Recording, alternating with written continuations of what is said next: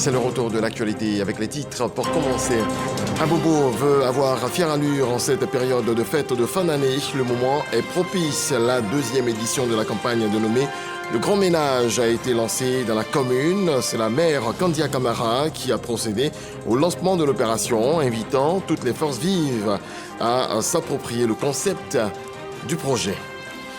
En cette période de fête de fin d'année, les appels à la prudence se multiplient avec le déplacement massif des populations pour éviter les accidents de la route. Le ministre des Transports livre un message pour inviter les automobilistes à la prudence, non sans rappeler les mesures prises par le gouvernement pour sanctionner les conducteurs véreux. Et puis le Conseil des ministres de l'UEMOA, l'Union économique et monétaire ouest-africaine, organise sa 4e session ordinaire de l'année 2024. Cette session tournante entre les États membres se tient à Bamako, la capitale malienne. Le ministre des Finances et du Budget préside les travaux. Plusieurs points à l'ordre du jour de ce Conseil, entre autres l'examen du rapport relatif à la situation économique et monétaire financière de l'Union. Bonsoir à toutes et à tous, bienvenue. Abobo veut célébrer les fêtes de fin d'année dans la salubrité.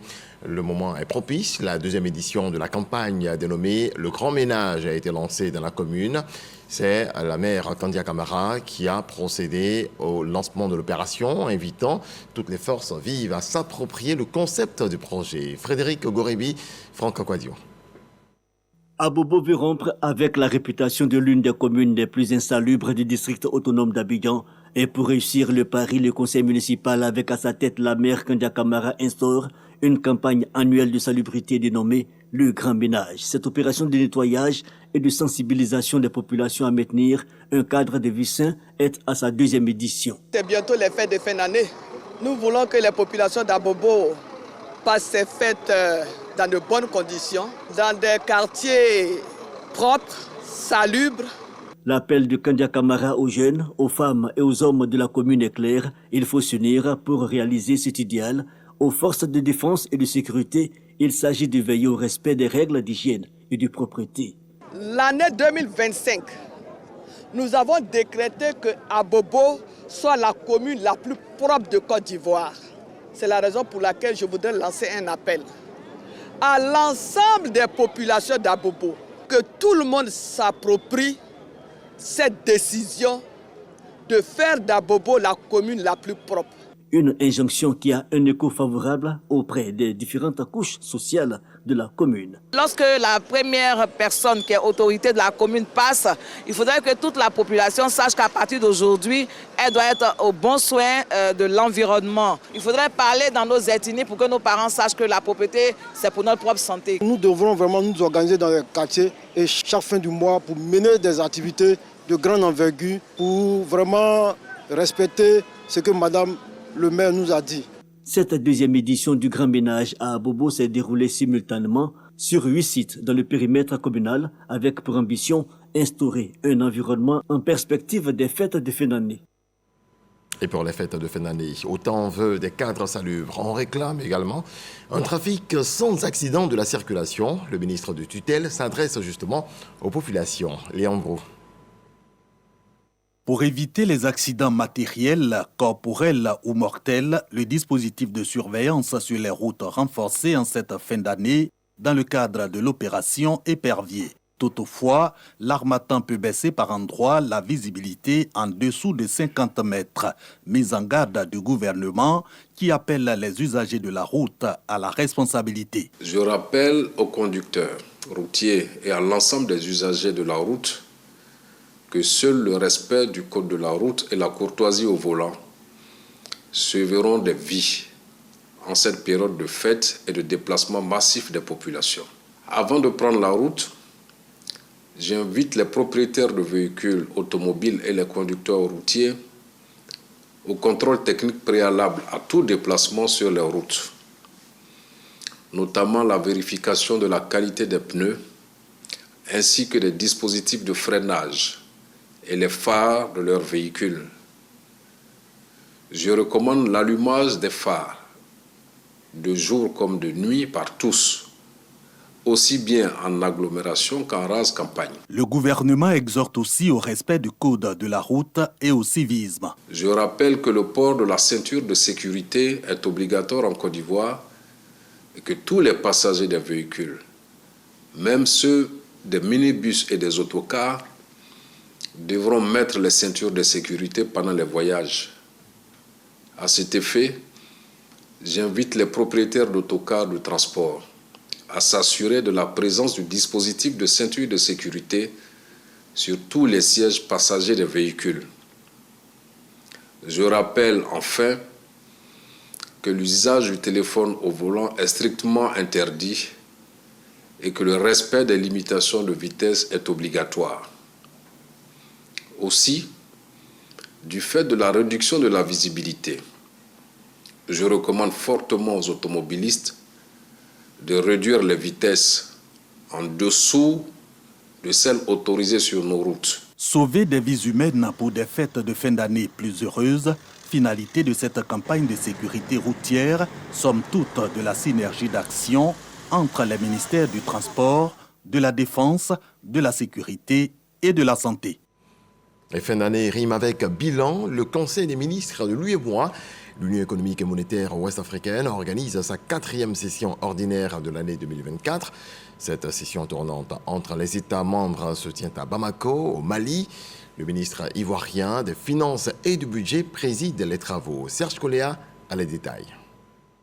4e et dernière session ordinaire de l'année du Conseil des ministres de l'UEMOA, l'Union économique et monétaire ouest-africaine. Bamako abrite les travaux.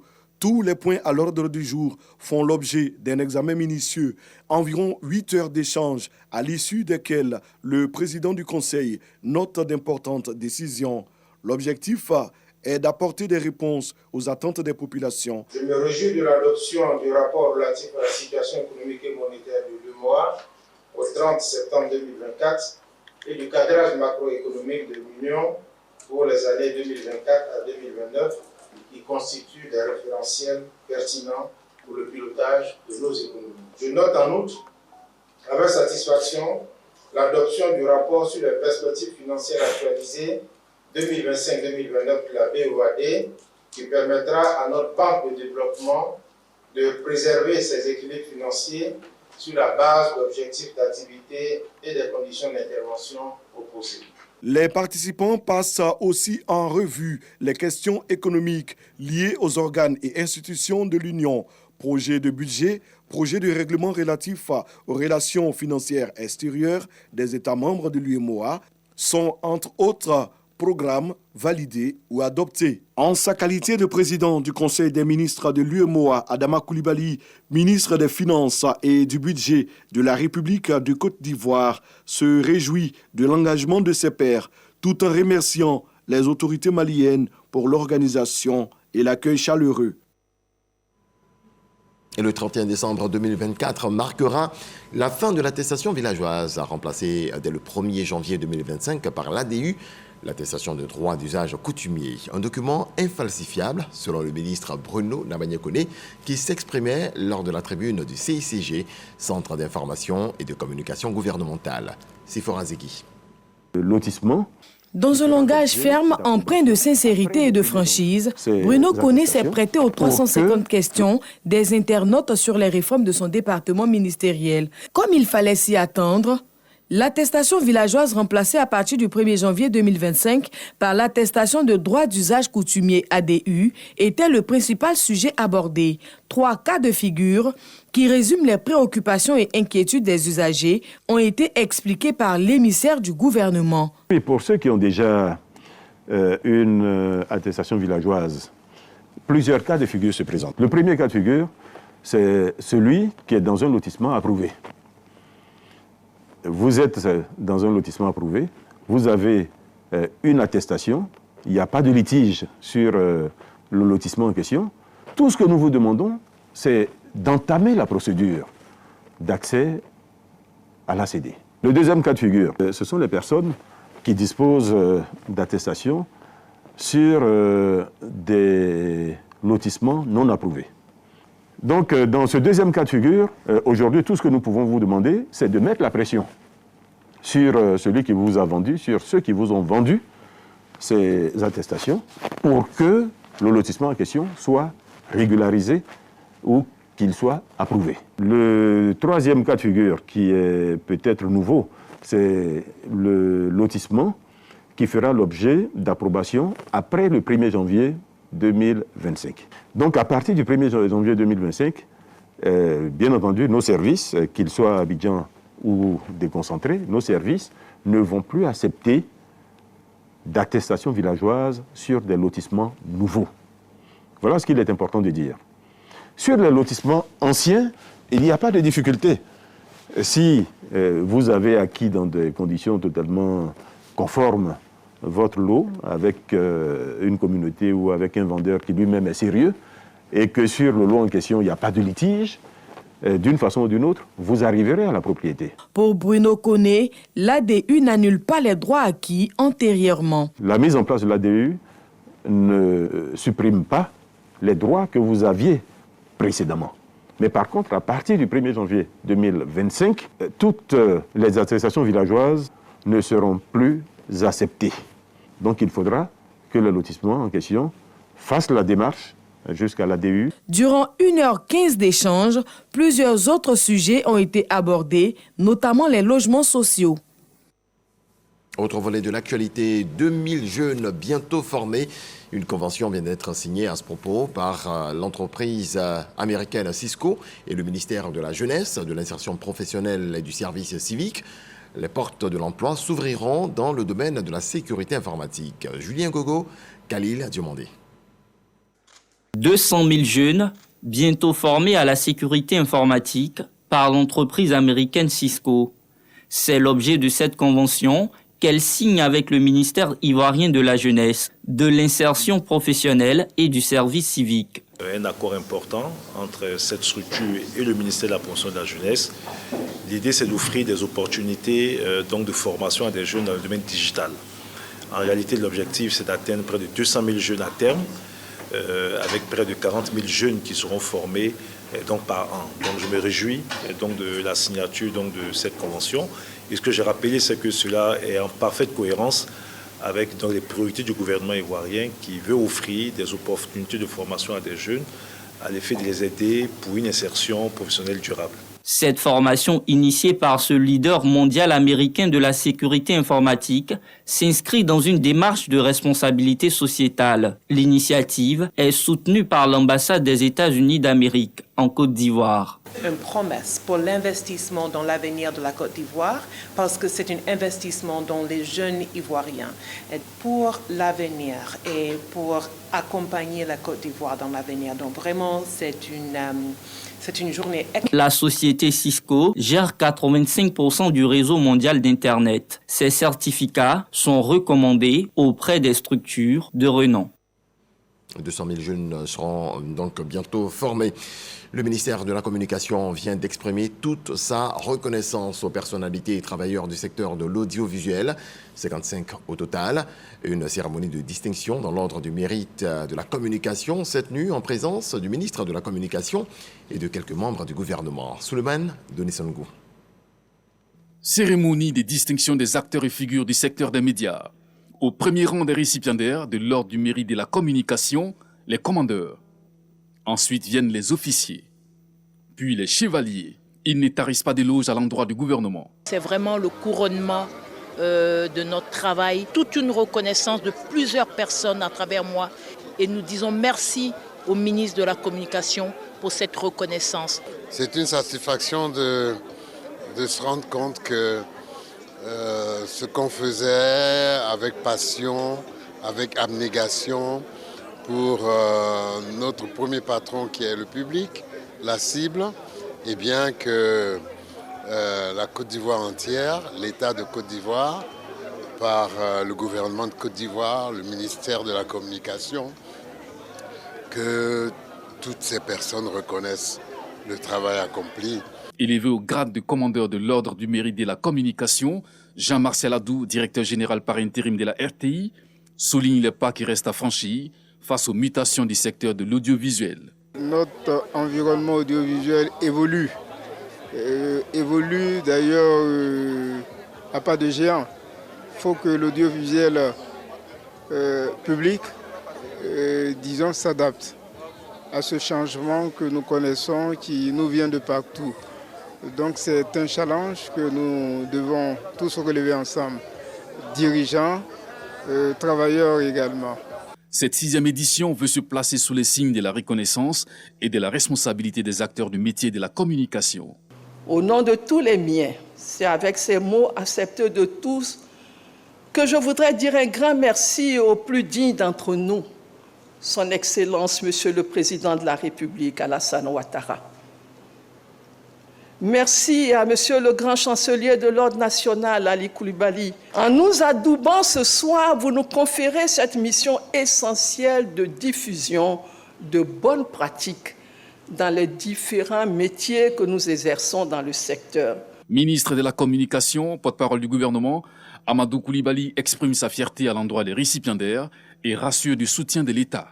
Je voudrais adresser mes chaleureuses félicitations à ces femmes et à ces hommes qui, pour la plupart, sont présents et leur signifier notre fierté de les voir ainsi incarner les valeurs de probité, d'humilité, d'abnégation, d'engagement, de compétence, de persévérance et de résilience.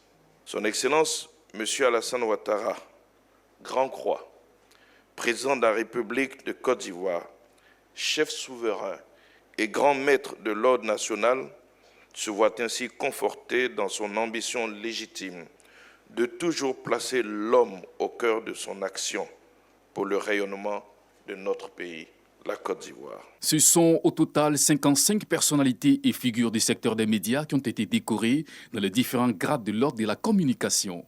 7 au grade de commandeur, dont 1 à titre posthume, 20 au grade d'officier, dont 2 à titre posthume, et 28 au grade de chevalier.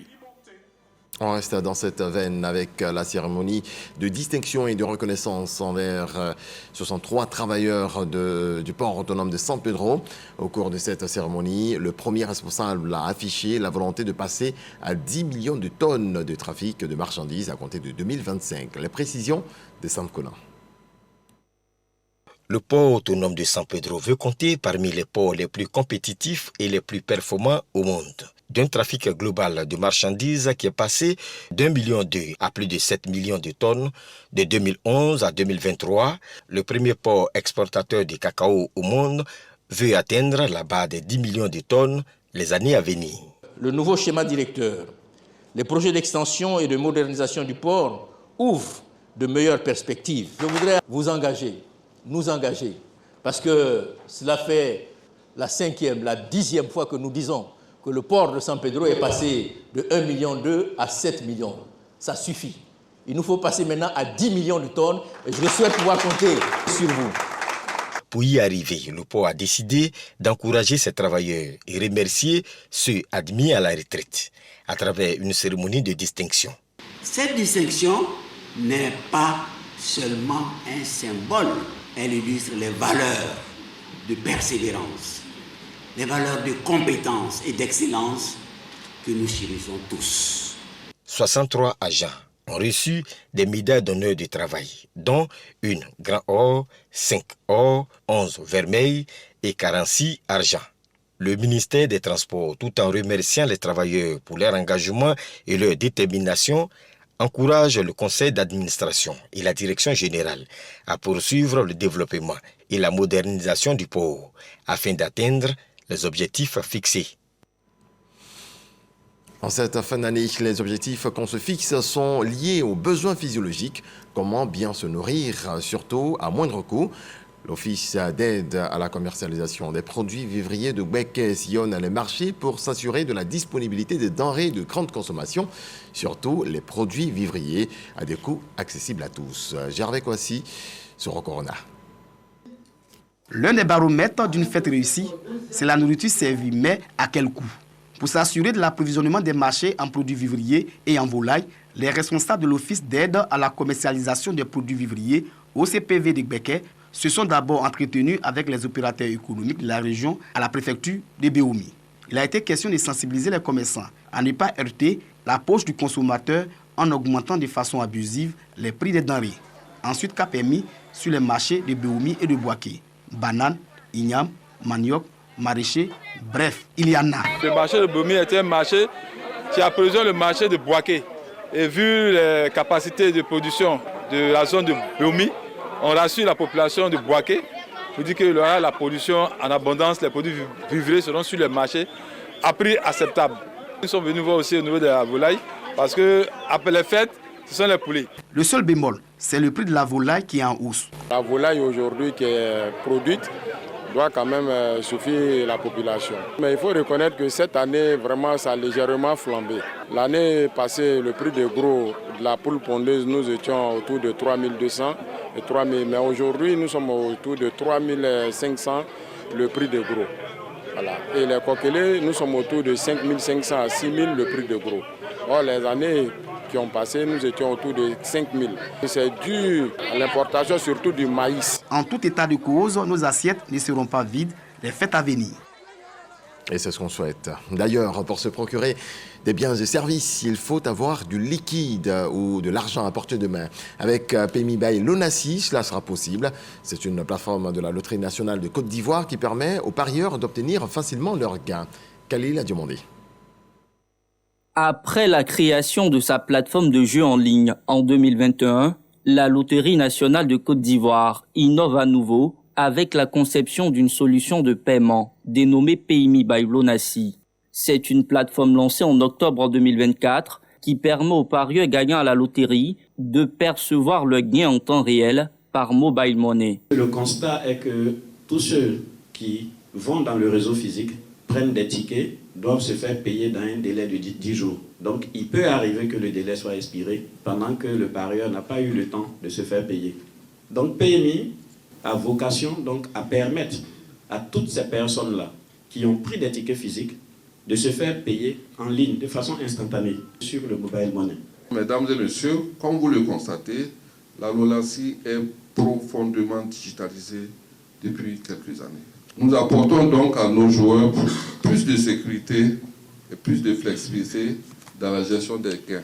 La réduction des transactions en espèces avec nos joueurs doit être perçue comme une contribution utile à la lutte contre le blanchiment des capitaux dans notre pays.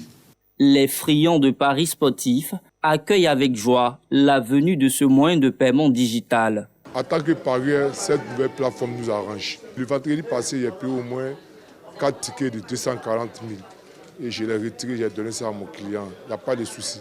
Ça nous permet d'avoir notre argent facilement. En 2 mois d'existence, la plateforme a permis de payer plus de 800 millions de francs CFA de gains, démontrant ainsi son efficacité. Dans la région d'Unzi, la lutte contre les feux de brousse se renforce. Le Comité national de défense de la forêt et de la lutte contre les feux de brousse, structure sous tutelle du ministère des Eaux et Forêts, a procédé à la remise d'équipements à 36 comités villageois. À Sungassou, retrouvons Astou Soro et Jean-Marc Adjadji. La région d'Unzi est en première ligne face au phénomène récurrent des feux de brousse, une menace pour les ressources naturelles et la sécurité alimentaire. Pour y faire face, 36 comités villageois de lutte sont équipés de tricycles, de matériel de prévention et de gestion des incendies. Une initiative du Comité national de défense de la forêt et de lutte contre les feux de brousse en partenariat avec le projet de renforcement des moyens de subsistance des petits exploitants et des femmes. Nous sommes très contents. Ils nous ont donné vraiment quelque chose pour pouvoir nous appuyer dans le travail. Ça va nous motiver à plus travailler dans les villages. Ces équipements sont attribués à 15 comités de lutte à Dimbokro, 13 à Bokanda et 8 à Kwasi-Kwasi-Kro. Au vu de ce soutien, les donateurs exhortent les populations à une utilisation plus efficiente du matériel. Ces comités devront soutenir les autorités locales compétentes dans leur lutte contre les feux nuisibles. Ainsi, ils pourront, avec cet appui, mener des interventions plus rapides sur le terrain, avoir un accès facile aux zones éloignées et avoir une meilleure coordination des opérations de lutte contre les incendies. En matière de feux de brousse, tout le monde est concerné. Il suffit que chacun de nous prenne conscience et décide donc individuellement de ne pas mettre le feu Et je pense que si on ne met pas le feu, il n'y aura pas de feu de brousse. À l'issue de cette cérémonie, les populations de la région d'Unzi se sont engagées à contribuer à la protection des ressources naturelles nécessaires pour l'amélioration de leur cadre de vie et de la sécurité alimentaire de leur localité. Culture et intégration, c'est le thème de la 7e édition du festival Tonkwini Dale. Plus d'une quinzaine de communications afin de mieux appréhender la nécessité de prendre en compte dans le processus de développement les avantages de la mise en valeur des points communs au niveau de la tradition qui lie les peuples d'An vivant en Côte d'Ivoire, en Guinée et au Libéria. Walter Amadou Ouattara, Richard Vao. C'est l'amphithéâtre Alassane Ouattara de l'Université de Mans qui accueille ce colloque sur la culture et l'intégration. Il ouvre le chapitre des réflexions scientifiques. En Côte d'Ivoire, on nous appelle les Dan, en Guinée, Mano, au Libéria, les Guio. Ces peuples-là transcendent les frontières de manière allègre. L'un des grands objectifs auxquels nous voulons aboutir, c'est de pouvoir mettre en place un espace intégré de développement qui regroupe les zones frontalières. Le sujet intéresse l'Union économique et monétaire ouest-africaine, UEMOA. Et le cœur de métier de l'UEMOA en général, c'est la promotion de l'intégration économique des États membres. On ne peut pas non plus y arriver sans assurer l'intégration des peuples. Et la culture est bien sûr un vecteur d'intégration et de cohésion sociale entre nos peuples. Pour le président du conseil d'administration du festival Tonkwini Dale, le choix du thème n'est pas fortuit. La Côte d'Ivoire, pays de paix, est permanemment en quête de renforcement des efforts de paix le long de ses frontières. Donc nous avons pour la 7e édition la participation des Dan du Libéria et de la Guinée. Et nous profitons donc pour évoquer les questions de migration, de la nécessité de cultiver le vivre ensemble, et ce sont ces thèmes-là que les différentes communications au niveau du colloque vont aborder. Le représentant du parrain, président de la Haute Autorité pour la bonne gouvernance, Epiphane Zorobalo, exhorte la Côte d'Ivoire et ses voisins à compter sur l'intégration des peuples pour la consolidation des liens séculaires. En plus de favoriser l'aspect culturel, cette intégration pourrait produire des dividendes économiques. À travers le thème, c'est plus d'une quinzaine de communications proposées par des sachants issus des universités ivoiriennes. Dans le reste de l'actualité, en bref, il y a une image au Burkina Faso. Le gouvernement vient d'adopter un projet de loi portant amnistie de personnes condamnées dans le cadre du coup d'État manqué de 2015. Selon le ministre de la Justice, les personnes concernées devront reconnaître les faits, bien se comporter et faire preuve d'engagement patriotique dans la lutte contre le terrorisme. Et puis au Mali, au moins 20 personnes ont été tuées ce vendredi dans les attaques de plusieurs villages dans le centre du pays, en proie aux exactions des groupes djihadistes, ont indiqué samedi un responsable associatif, un élu local et une source sécuritaire. 6 villages de la région de Badiagara ont été attaqués hier vendredi par les djihadistes. Des greniers ont été brûlés, des populations ont fui. Il y a aussi une vingtaine de morts, a déclaré à l'AFP un élu local sous couvert d'anonymat. On dénombre 21 morts et de nombreux blessés, a confirmé à l'AFP l'agence France-Presse, une source sécuritaire malienne. Ces attaques terroristes visent à faire fuir les populations pour installer le chaos, a-t-elle ajouté. Je vous souhaite beaucoup de paix dans vos foyers. Excellente nuit. Dieu nous garde. Bonsoir.